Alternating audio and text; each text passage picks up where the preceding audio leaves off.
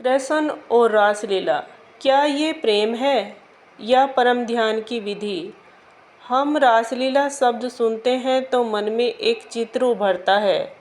रंग बिरंगे परिधानों से सजी गोपियाँ, मुरली की मधुर तान और बीच में नटखट मुस्कान लिए कृष्ण। यह रासलीला है या केवल इतना ही है? क्या मात्र ये एक प्रेम कहानी है? इसमें नृत्य, संगीत, भावनाओं का मेल है, या जैसे कि ओशो अन्य आध्यात्मिक गुरु कहते हैं, ये एक ऐसी गहन साधना है जो आत्मा को परमात्मा से जोड़ देती है? क्या ये केवल प्रेम उत्सव या इसमें छिपा है ध्यान का वह परम रहस्य जो हमें अहम से मुक्ति दिलाकर परमानंद की ओर ले जाता है? रासलीला की कथा स्वतः ही दृष्टि से देखने पर एक कामुक और रंगीन सी प्रतीत हो सकती है, लेकिन जब हम इसकी गहराई में उतरते हैं तो ये नृत्य संगीत का मेल नहीं बल्कि आत्मा का परम उत्सव बन जाती है। ये एक ऐसी विधि है जिसमें मनुष्य अपने छोटे से मैं को भूलकर अनंत के साथ एकाकार हो जाता है। रासलीला नृत्य नहीं। रासलीला को समझने से पहले ये स्वीकार करना होगा कि ये कोई साधारण नृत्य नहीं, ये कोई सामाजिक उत्सव नहीं जैसा कि हम आज के समय में समझ सकते हैं।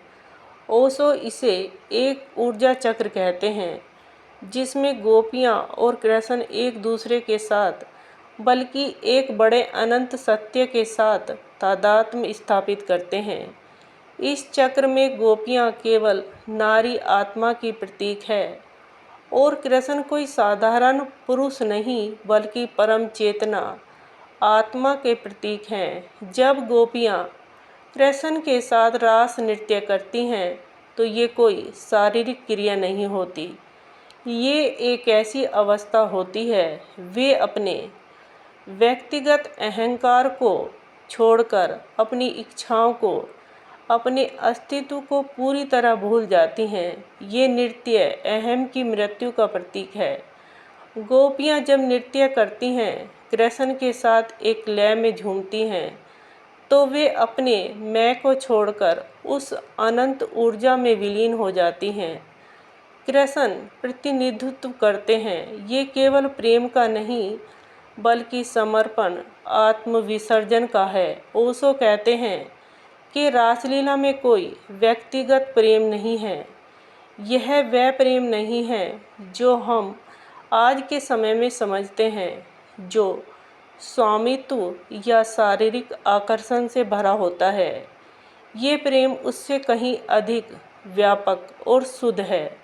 यह वह प्रेम है जो किसी व्यक्ति तक सीमित नहीं रहता बल्कि समस्त सृष्टि के साथ एकता का अनुभव करता है।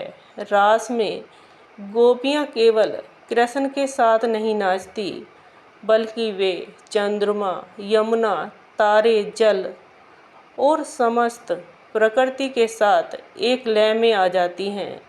ये एक ऐसी अवस्था है जहाँ सीमाएं मिट जाती हैं और केवल एकता रह जाती है। ओशो की दृष्टि में रास ध्यान की परम विधियों को लेकर धारणा यही है कि यह एक शांत और स्थिर अवस्था है